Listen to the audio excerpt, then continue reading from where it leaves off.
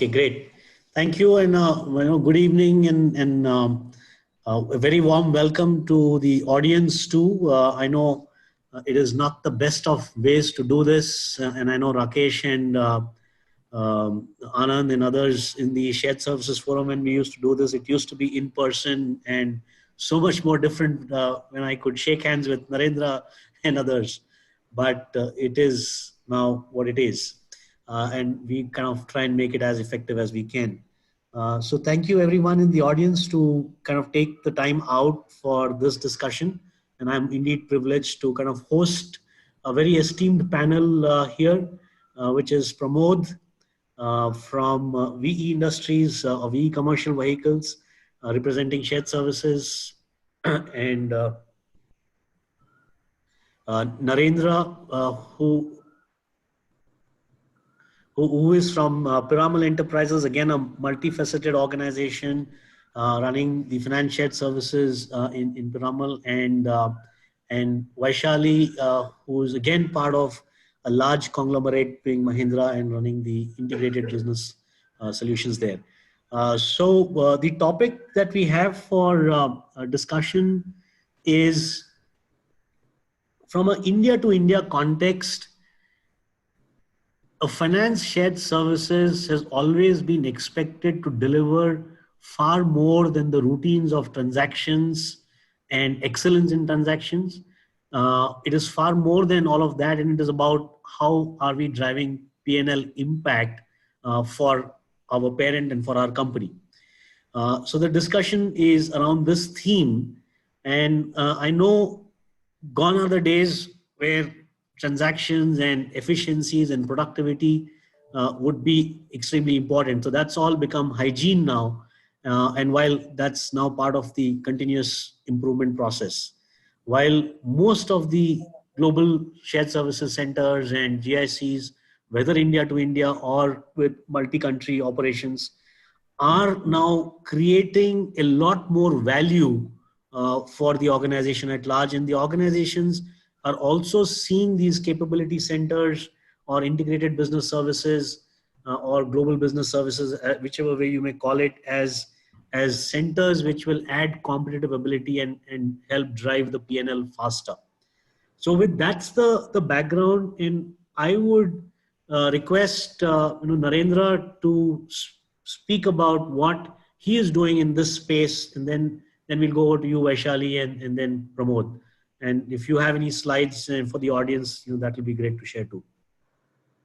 Tanmay, thanks a lot for setting the context. This was great, again, being amongst all of us friends. But yeah, unfortunately, because of the situation, meeting virtually. But I think meeting nevertheless.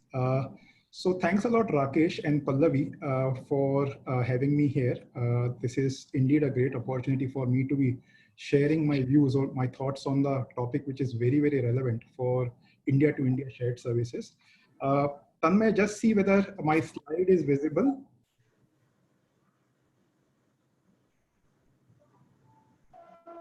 Not yet, Give me a minute. It has been disabled. Can somebody enable it for me?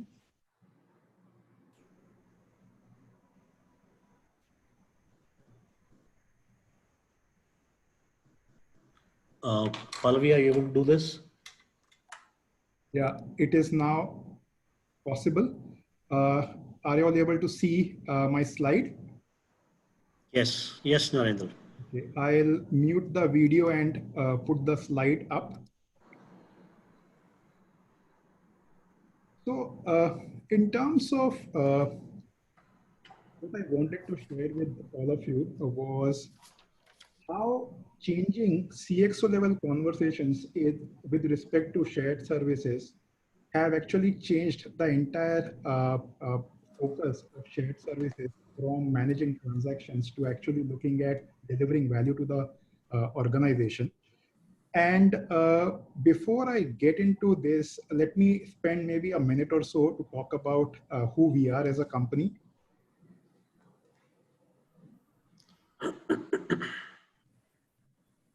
So in terms of our group operations, I represent Ajay Piramal Group, which is a global business conglomerate with diverse interests in areas such as pharmaceuticals, financial services, real estate, and glass packaging.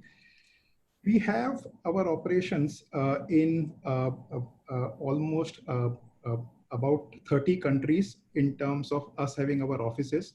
And we are having roughly about a market presence, a global brand presence in more than 100 markets. We also have a philanthropic arm of ours called as the Piramal Foundation, which is committed towards improving primary healthcare and nutrition, and also education leadership and women and youth empowerment, and also enabling the access of safe drinking water. While the real estate and glass packaging businesses within the group are privately held, the financial services business, which is present both on the wholesale side and the retail home loan side, as well as the pharmaceutical business, which is into contract manufacturing, over-the-counter drugs, and also inhaled anesthetics. These businesses are part of Piramal Enterprises, which is the group's flagship company. Piramal Enterprises is a listed company, as you all would be aware, and our consolidated global turnover for the fiscal year ending 20 was 1.7 billion US dollars. Roughly about 34% of this revenue comes from our overseas operations. The Piramal Enterprises Global Business Shared Services essentially supports both the financial services and pharmaceutical businesses. Within pharmaceutical businesses, we support all the global 14 manufacturing sites across processes such as order to cash. Herein the scope is slightly bigger than what is normally seen. Besides order management and receivables, we also manage exports documentation and exports incentives administration. We also manage procure to pay, both procurement operations and accounts payable, but we also do contract management for our vendors. We also manage record to report and global master data management. For our supply chain operations, we also take care of the management reporting. We are, in terms of size, roughly 100 people strong organization. And we started our operation, our journey somewhere in October of 2014. With this, a bit of a background about the company, let me move to what we are seeing right now in terms of the kind of conversations we are having with our CXOs and how this is driving the agenda for whole of shared services in terms of value delivery. So no longer is the conversation about are we adhering to our SLAs or about the cost of operations, managing the cost of operations or lowering the cost of operations, or about the cost arbitrage that we bring in. But the conversations have completely moved into a completely different genre. While SLAs, while managing cost of operations are a given, the conversations are now in the areas like what can we do from a scope perspective more for the business? Can we do more with less? Talking about productivity. What can we do to make our process operations more agile, faster, so that we can serve our business much, much faster? A lot of questions these days get asked about automation. The earlier conversation was also centered around that. So automation, digital have become the buzzwords wherein discussions are around what percentage of our processes are automated, what are we doing to automate at scale, what are we doing with respect to RPA such that we can automate a lot of repetitive, mundane, well-defined processes. The other area where there is a lot of focus shifting is with respect to how are we using the data at our disposal. We manage a lot of transactions, and through these transactions, we generate a lot of data. Are we using this data for making better business decisions? Are we using insights from this data for serving our business much better? Last but not the least, the entire conversation is around what can we do to add value, to create value, and not merely create intangible value, but deliver tangible value in the form of P&L upsides. As the expectations have been changing and as the expectations have been becoming bigger and bigger, the scope of GBS within Piramal is not like a typical uh, scope that we find in a large multinational shared services center. The scope is much wider. And value delivery is not spoken just as a concept. These as objectives are baked into the shared services annual KRAs. And our fate as employees get decided basis what we have delivered versus the objectives that we have taken. So with this bit of a context setting, let me move to sharing what we have done in terms of examples of value delivery to the organization. So as you would be aware, a lot of upsides come in from an operational metrics perspective as we move processes, as we stabilize, as we mature the processes. And there are several examples that I would like to share from the Piramal context in terms of how we've been able to, through process excellence, deliver better business metrics, and through that, deliver value to the organization. We manage end-to-end receivables management for the contract manufacturing pharma business, order management, as well as receivables. As we streamline the receivables process, especially the collections process, we have been able to bring down our overall DSOs from roughly about 78 days as at the end of fiscal year 15 to 62.5 days at the end of fiscal year 20. This is a roughly 15.5-day improvement, yielding on a 3,000 crore turnover in this business, a working capital improvement of 127 crores. Besides this, similar improvements have been brought in the procure to pay process, wherein in the procurement area, we have been able to reduce the procurement cycle time, the time that we take to convert requisitions into purchase orders, from 4.4 days to 1.8 days. This again has reduced the need for us to hold a lot of inventory, and the inventory reduction, working capital improvement has been in the region of about 11 to 12 crores. Similar to receivables, we, as I said earlier, manage the exports incentive process as well. And here, what is very important to do is reduce the cycle time from the time you receive export collections to filing of export claims. When we took over the process, the cycle time was roughly 80 days, and we have brought it down over the past 4 years to 17 days, bringing down the working capital locked in export receivables by around 8 crores. Similarly, there have been improvements in on-time delivery because we also carry the responsibility for following up for on-time delivery of supplies by our vendors. And here, because of our sustained efforts, the OTD has improved from 68% to 85%, again, lowering the need for the amount of buffer inventory that we carry. The other area which I alluded to earlier as well is with respect to how are we using the data at our disposal in terms of driving improvements. So as I said, we manage supply chain related MIS as well.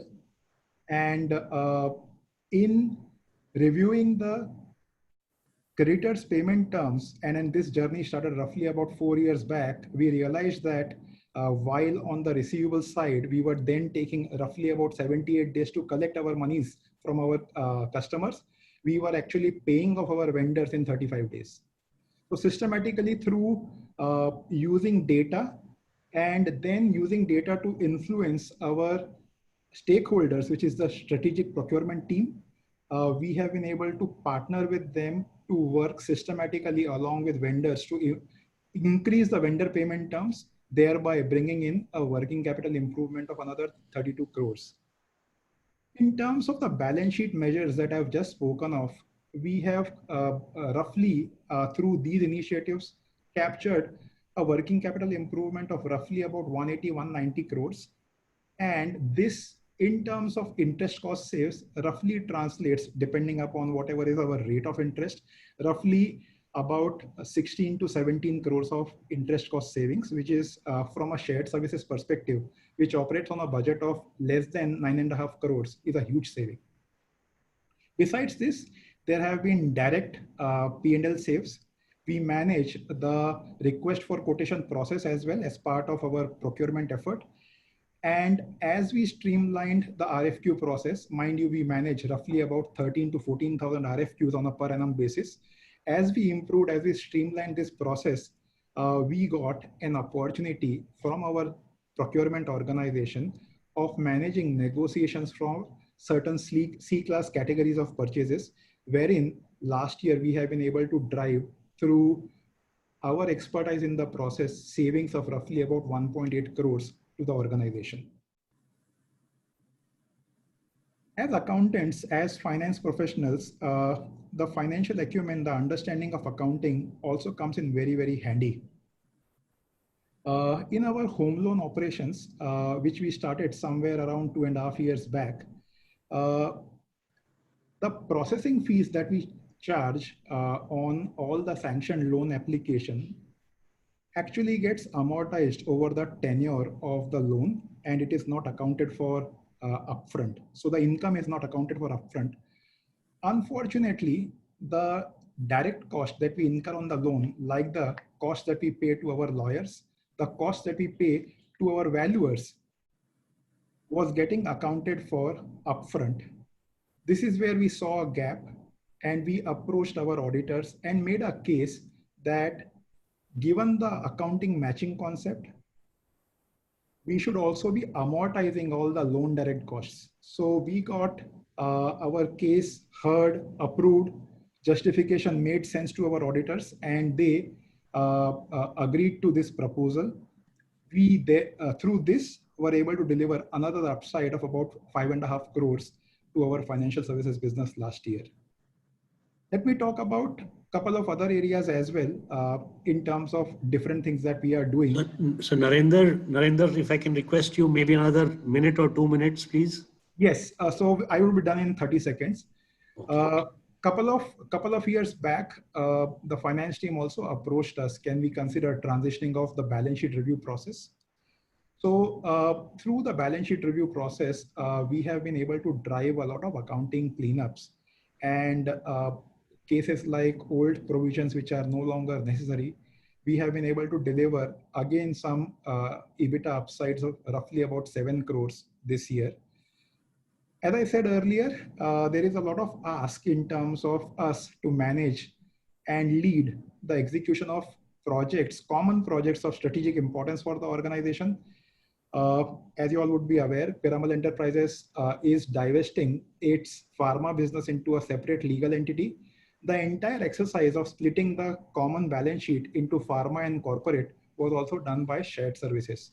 Mind you, if one of the big fours were engaged for this exercise, what would have been the kind of implications from a cost perspective for this kind of an exercise? Similarly, as we speak, we are also leading the project for implementation of a employee travel and expense management process. And similar to these projects, our experience has been over the past 4 or 5 years, we have been leading similar such projects, 2 or 3 such projects on an annual basis, thereby delivering tangible value add to the organization. So that was it in terms of a few examples. And as a thought starter, Tanmay, over to you. Thank you. Thanks, Narendra. I think that was a good start to the conversation, both in terms of how you've delivered from a P&L perspective and use accounting hygiene to be able to, again, deliver on the bottom line. I think great examples, and we'll catch up. But before that, would love to hear, Vaishali, your thoughts in 5-7 minutes on how you are driving business impact in Mahindra Financial or integrated services.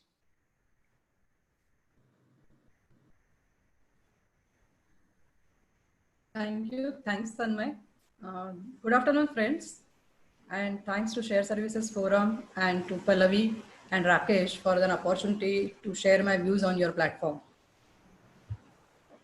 This global business environment is currently experiencing a huge changes.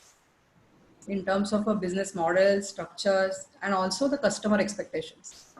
So when I'm delivering as a shared services, my parent company is my customer. So in today's world, the customer is a king. So I always have that thought process that we have to serve the best to our customer, which is our parent company. So in that way, shared services as a concept has, matured over the period. Typically, shared services were transaction oriented. For a long time, it has been more transaction centric processing team, which was supposed to do a very mundane job. However, in with the changing times, I think the experience, we as a shared service professionals can contribute much more. That's what I think. So, in current scenario, as the slide is showing, that we are moving from transaction incentive to one by judgment incentive processes, from end-to-end accounting to strategic incentive, that is a financial planning and analysis. And the most important and very critical role we are assuming today is being a partner in F&A automation and transformation. The entire F&A process is going through a change, is going through a very different, for past few years, typical finance function would have been the custodian of books of accounts, which has really now become much more business oriented. And our every business will take a contribution, will take an input from us. Without having a finance input, they will not make any business decisions. So we are handling end-to-end accounts, we are handling this FP&A. In this, all these functions, we are going slowly and moving towards becoming more and more business centric than just being a transaction oriented. Having said this, I think by our focus is now beyond the processing and standardization. By virtue of being process expert, I think we can bring much more efficiencies, not only in your day-to-day processes of F&A, but also in your, can you go to next slide?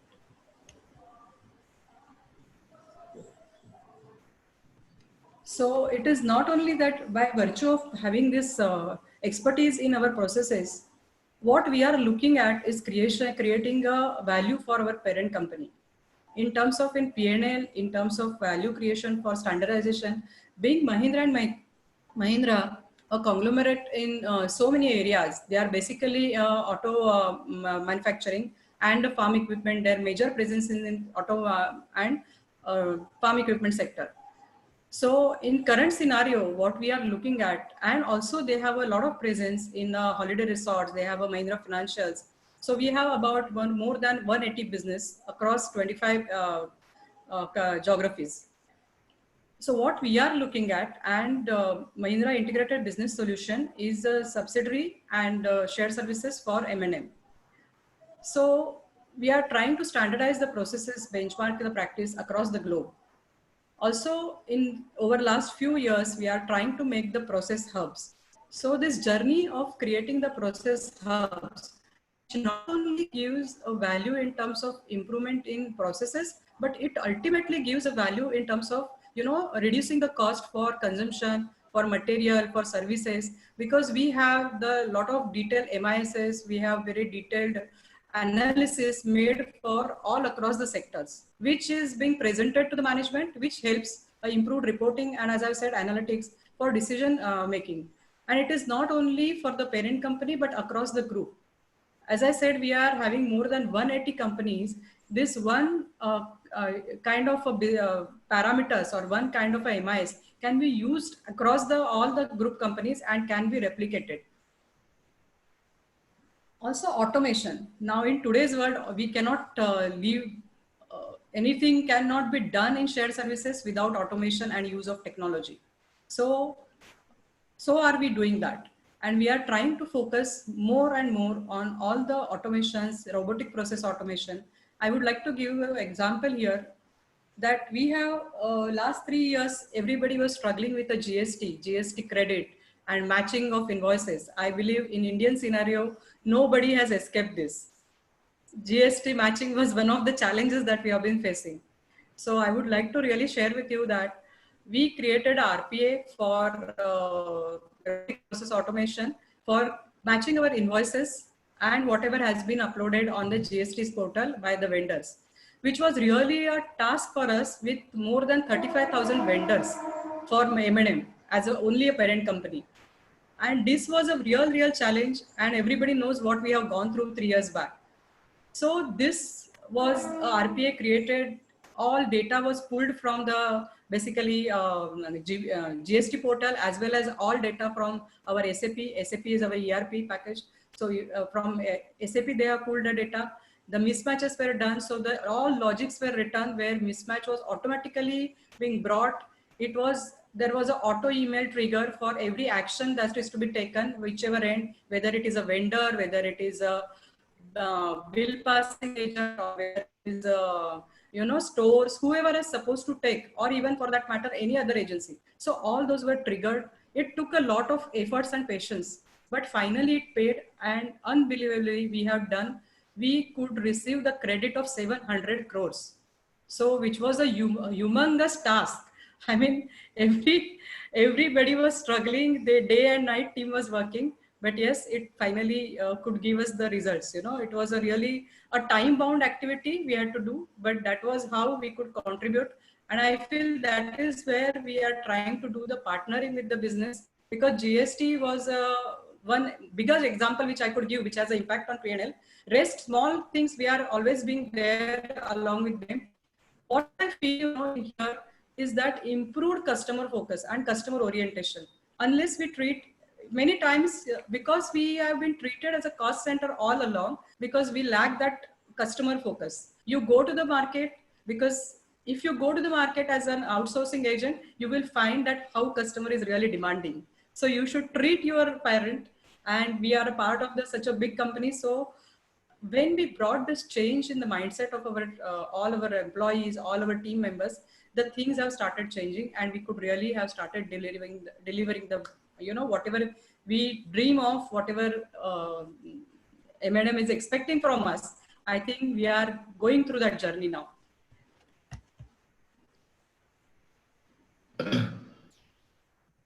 Okay, the age of digital Darwinism. I think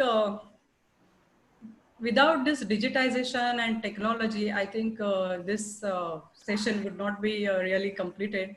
And I won't say that shared services will not be able to strive and can achieve what they can and what potential we have if we do not embrace the complete digitization.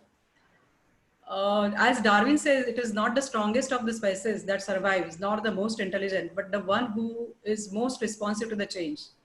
I believe in today's pandemic, where we are facing so many challenges, we have been able to complete our audits, or we have been able to complete whatever we, as a function of F&A, or as a support for the entire F&A you can say back office for the F&A. Why we could do it? Because in Indian economy or Indian scenario, we are having everything on a paper. Paperless office was our dream and has been our dream, but still we are going for all the hard copies.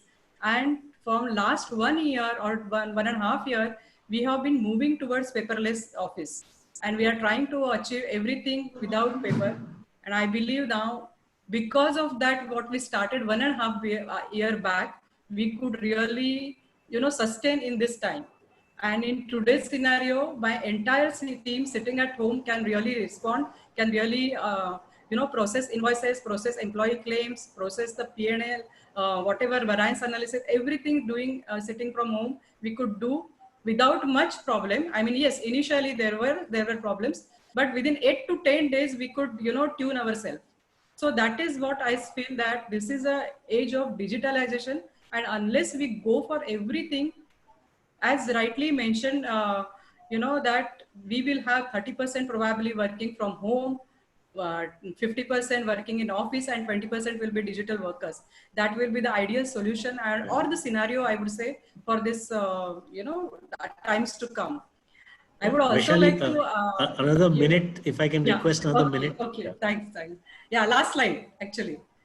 So I would say that digitalization, what we are looking at is that for the digital and automation for process development, mobile phones and tablets for MIS and reporting, and artificial intelligence and robotics for data processing. They use data process to AI and robotics, and employee expense reimbursement, such kind of the things which are very, very commonly available abroad on tip of your fingers should be made available, and we are working on all those things. With that, I think we are obviously the parent company is investing in a technology, but we are the one who are absolutely testing it, going along with them in the entire digital transformation journey. So thank you, and this is what we have been trying to do as a part of not only PNL but as a business partner for them. Thank you. Thank you, Vaishali. Thanks so much. I think this is really exciting in terms of all the digitization work that you are driving from a finance and accounting perspective, and we'll talk a little more about that. But just to engage a bit with the audience, I'm requesting Pallavi to help us with a poll, and the audience can respond to this poll, and we will have some real-time response to understanding what mindset shift is a must for shared services leaders for delivering business impact. So we'll give it about 10-15 seconds for the audience to respond.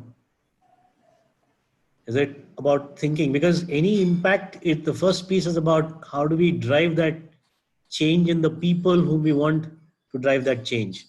So that's the question, the thinking beyond the scope of service, analytical thinking, embracing a digital ecosystem, questioning the status quo. And we don't have all of the above.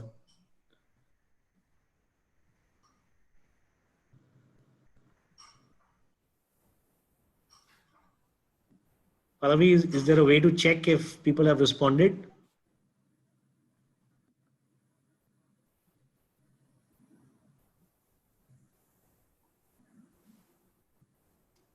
Okay. So I'm assuming people would have responded, and we will see the responses. Almost 70% have responded. So we will see the response in some time before we close.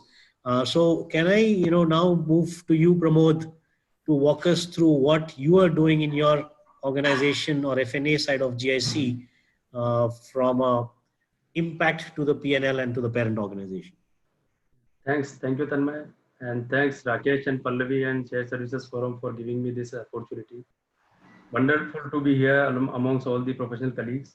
So I'll just share our journey with VE Commercial Vehicle, which is a joint venture company between Volvo and Eicher. And we set up this. Now it's coming up. Yes, it's visible now, Pramod. So I think this is the joint venture company, and we have set up this shared services sometime in August 2014. And the journey had been, I think when we started, it was to create a center of excellence in terms of accounting. That was the direction which was given by the management. But then from day one, what was there in our mind was to create a business value and to partner with the businesses. So that is which was the vision which we created from day one, and how we have created that impact on the bottom line or maybe in the business processes of the parent company. I think that I will split into 3 slides and 3 different areas. So first is business impact, which is focused on the bottom line enhancement.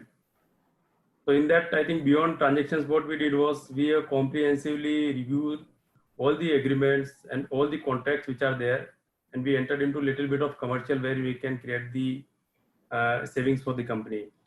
That has given us wonderful success.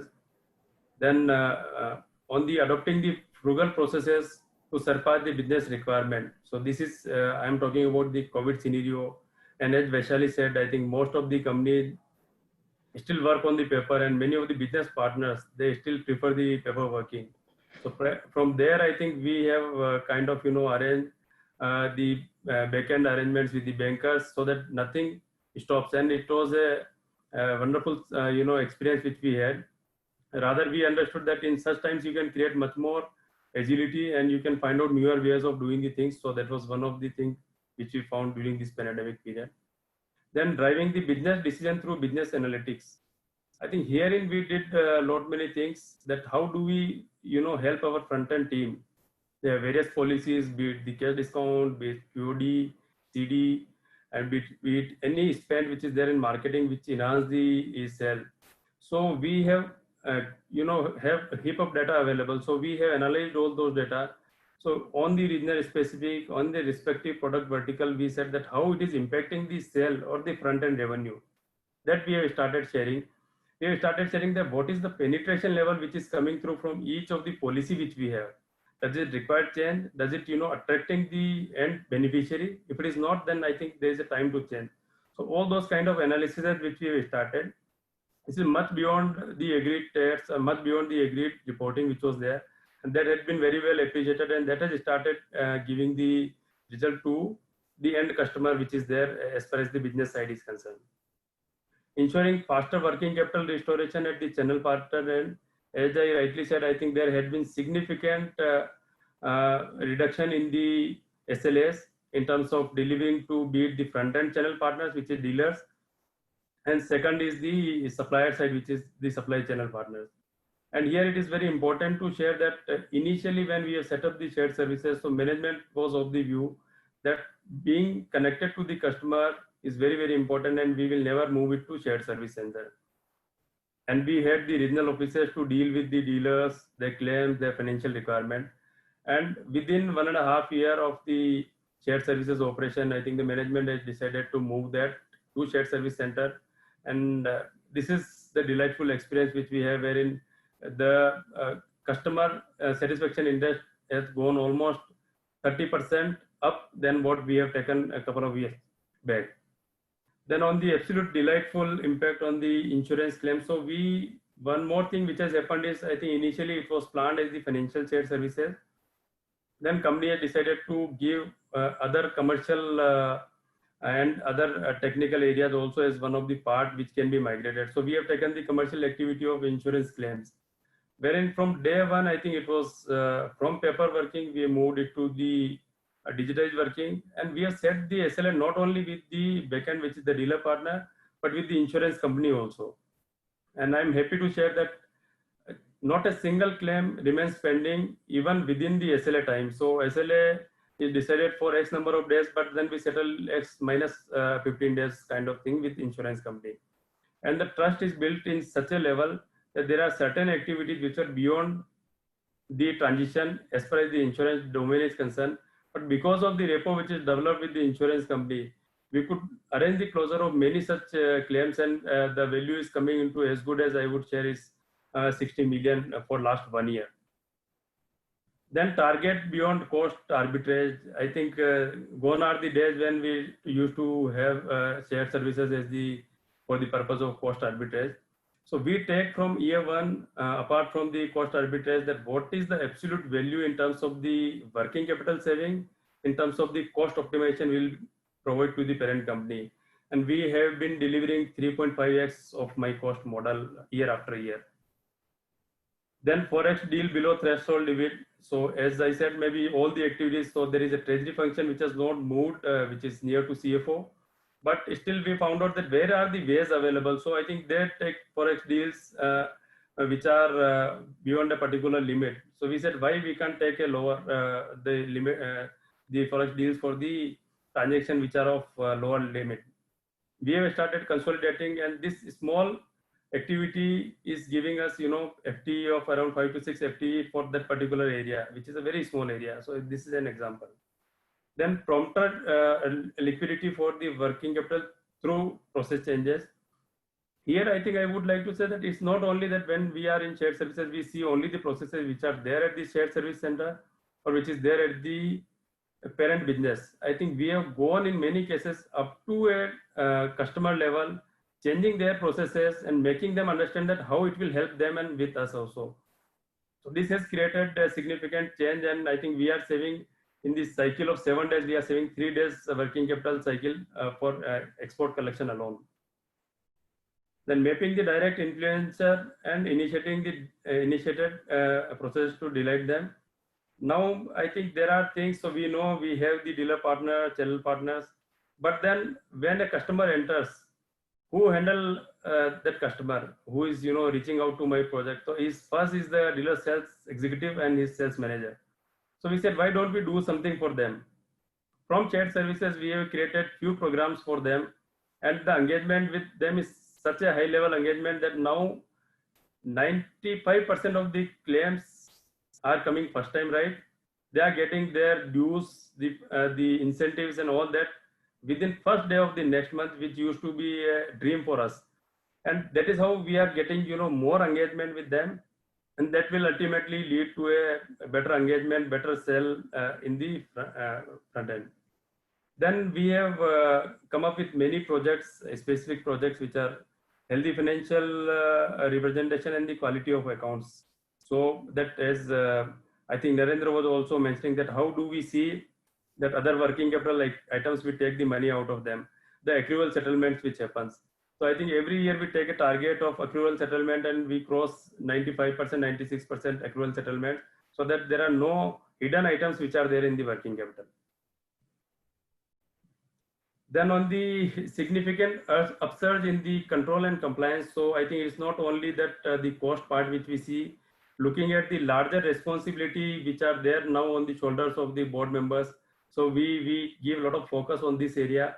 So enhanced comfort to the board in terms of existing scenario of larger responsibility through cleaner audits and stringent compliances. So I think we give a lot of importance, be it statutory audit, LRs, internal audit is a very extensive internal audit program which we have here, tax audits, and so we ensure that all the compliances are done, and I think there are no non-compliances which are reported of whatsoever. Even a minor non-compliance is considered as a significant action item here.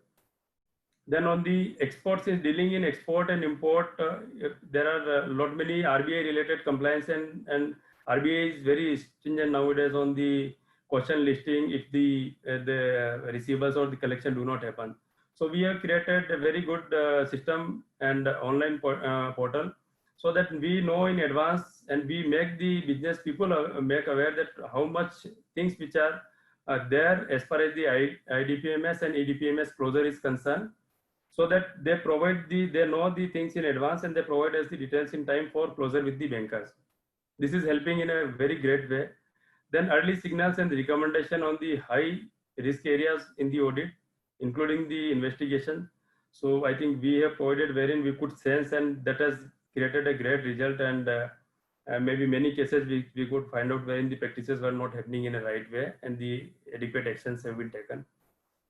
Then ideas on cost avoidance through policy reviews, interpretation of law and accuracy across business dues recovery. So I think we have more than 11, 12 business units at different locations, and the payable and receivables keep happening amongst the business. So we keep a track on that also, that it should not happen that in one place there is a receivables which is appearing and another place which is payable which is there. And apart from this, I think policies which create the root level impact, so that also we keep suggesting and have it corrected. Then extensive review of the system-based controls in all the automated processes within various domains. And this becomes very important because this was not there in our mind initially, but in the year 3 we have seen that there are lot many systems which are prevailing within the businesses and within the shared services, and they talk to each other. So what is that quality of control of data migration and the accuracy which is there? And we found that I think this has yielded a fantastic result in terms of any leakage avoidance and the savings. So this we are continuing with. And sixth is effective deployment of SAP governance and risk. And this gives us a lot of comfort in terms of the access control, in terms of the controls which are available with an individual in terms of dealing with the transaction. And this is true without adding any single manpower. Rather, we have reduced the manpower in year 2 after we have implemented this. It gives a lot of comfort in terms of because if the transaction volume is too high, then you have to have this.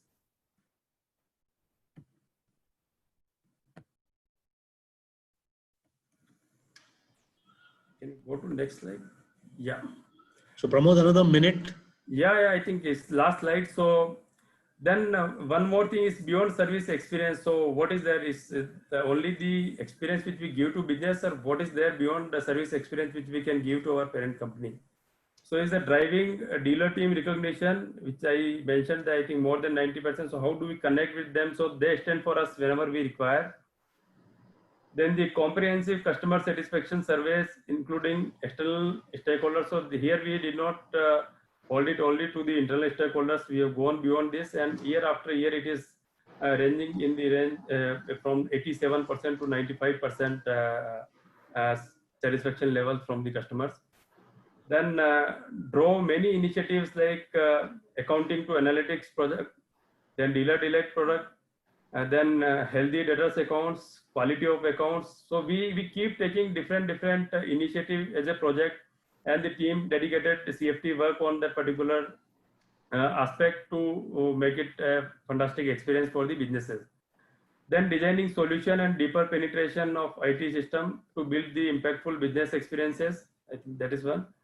Then SSC recognition through involvement of I think companies magazine and various projects. So I think there are many projects which are there in the businesses. So there are representation which they seek from the shared services center, so that we go, we do the value addition. And there have been 3 success stories in last 1 year which have been published, wherein the contribution of the team members was absolutely fantastic. Then last but not the least is training on the building commercial acumen and expertise for impactful financial decision making. So from the shared services, we found that rather than taking the external people, we are providing training on finance for non-finance and the coaching culture and various wherever we have built our competence, we are providing the training. And last year we have trained more than 180 executives, middle and senior level. So that is all. And okay, thank you, Pramod, and thank you, Narendra and Vaishali too. I think this was an interesting perspective on how the finance part of the shared services or integrated solutions or integrated business services, through the quality of account, quality of balance sheets, is driving both cash and cost savings for the organization. I think very, very clearly, including customer experience. And I think, Pramod, you spoke about it. So I have a few questions. There are some questions that have come from the audience, and the audience can also add on more questions. We have about 10-15 minutes. The first question is with regard to automation, and I think Vaishali, you spoke about it in terms of a lot of automation that you are doing and the great work on the GST. And I know it's a struggle in most Indian organizations in terms of matching and the portal and the invoices not coming in on time and things like that. Now, how do you justify some of the automation initiatives from the India to India context? Because the cost of running a bot, cost of implementing a bot, supporting a bot, and versus cost of a resource in India. How do you justify that? And there was also a question in terms of how many bots does Mahindra and Mahindra have and in the shared services, and what is your roadmap around the same? Vaishali, if I can request you to talk about it. Yeah. Thanks, Tanmay. So in terms of a bot or RPA, we can say that yes, it is not very, profit friendly, though it is expensive that one has to build around. But once the beauty of the bot or beauty of some process automation is that once you create it, you can utilize it by changing few logics here and there for various processes, similar logics. Accounting works in one particular fashion. So for example, reconciliation I can give you that example of reconciliation, which works for whether GST, whether vendor reconciliation, whether, customer reconciliation. These are typically trouble areas for any finance department. At the year end, when you are trying to, finalize the balance sheet, because the entire year is more focused on P&L, and at the end of the year or at that critical time, you feel that yes, balance sheet is also needs to be really, really scrutinized. While doing that, reconciliation has been a very challenging area. So whatever we are trying to build, we have not been able to extend it for each and every area though, and for all the companies, but we are on that journey. Fortunately, wherever we are investing, we are, yes, it is pretty expensive on that side. and not that it is that you know, we are tried on some of the pilot projects and we are trying to take it forward. So as a ERP, wherever we have a SAP, we have been able to extensively use and automate the things on SAP itself. For example, the invoice for material, which is a major consumption for any manufacturing company, our 90% invoice verification is auto invoice verification, 90 to 92%. So there is no manual intervention at all, which is more through maximizing the SAP, whatever, you know, automation is available within SAP. So I would say that ERP plus this bot and plus this RPA and the new platform which are available in the market also, if you try to put all this together, that is how we are trying to use. So for example, now even the employee expense reimbursement, I mean, these are very, very process oriented, but that processes use the maximum of the automation. And as you know, we are going to the stage where, as I mentioned, the reconciliation and your finalization, the variance analysis, which was, you know, explained by that you are putting the text even to the numbers. So I think that will be the beautiful thing which we have not tried honestly, but if that comes out, your variance analysis is ready, you have to put only the reasons to the variance analysis. You know the variances. So I think we are moving towards that, and over the period we will see the digitization as we are growing into the and maturing into the processes as well. We are looking forward to that journey. No, I think very true, Vaishali, and I think from the way I look at it, and you're right that we also have a lot of bots on the balance sheet reconciliation side, whether it is bank RICO, whether it is fixed assets RICO, CWIP, and all kinds of reconciliations. And so true. And I think the way I always look at it from a justification of from an India to India context would be that it takes off the manual part of the tedious work that is going into all of these bots. And then if the organization is growing, how do we continue to support the organization with the same level of resources, which itself becomes productivity and justifies, and you're not adding headcount proportional to that growth. So I think so true. Okay, so I'll just maybe shift gears based on some of the points that the three of you raised. And there's one question that has come up. Now, given that there is so much now which is happening in the finance shared services, and the three of you spoke about it, what are the things that are remaining in the corporate side of finance? Because there is so much of controls, compliance, and Pramod, you spoke about it, that is all being looked at, including policies, you said, and reviewing policies is being looked at in shared services. So if there is anything remaining, what is that is remaining? A. B, a follow-up question that has come from the audience is there a healthy move of people, therefore, from shared services to the parent organization and vice versa? And how does your organizations look at it? So maybe, Pramod, I'll let you take it, and then Narendra, hear your thoughts on it.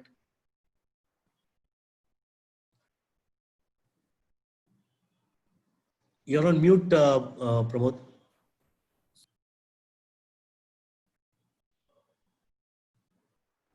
No, you're on mute, Pramod.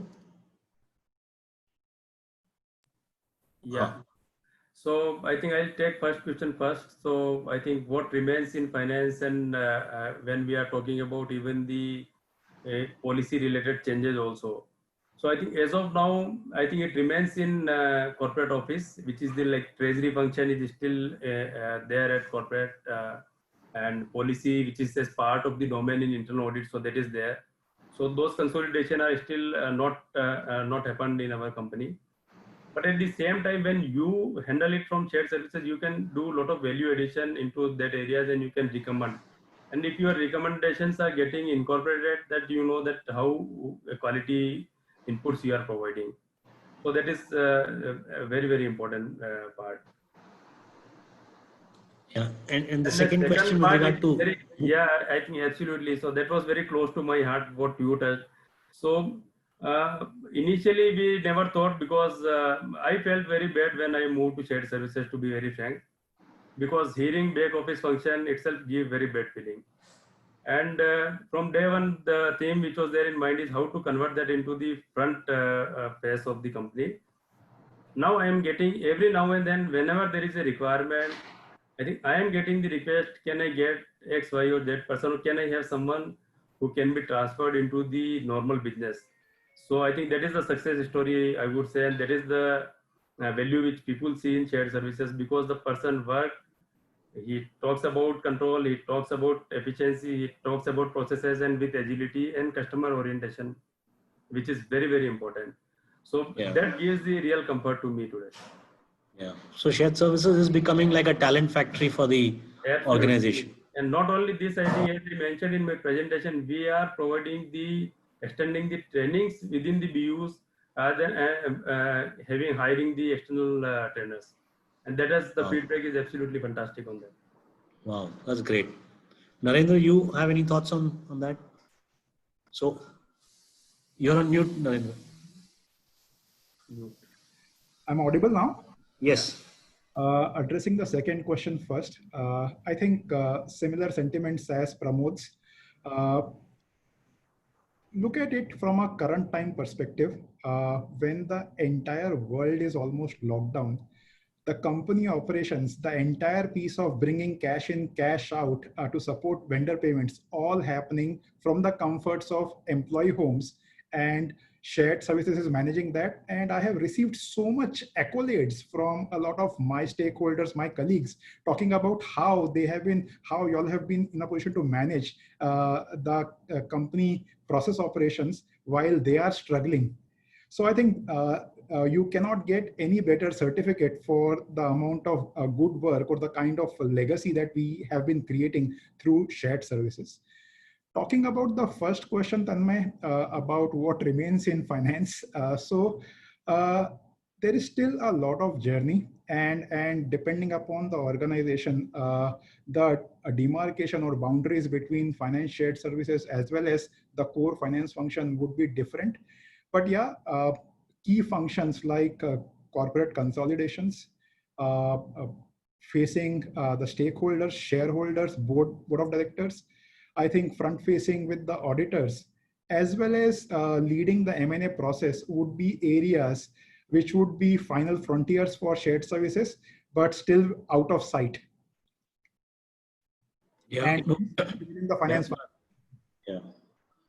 No, I think good. So the runway is still big, and I think to both Pramod and Narendra, your point. So therefore, there is all the more reason. Like I think the topic was just apt, that how do we continue to add P&L impact and continue to show value, so that there is this movement of people and the value that the shared services is seen creating.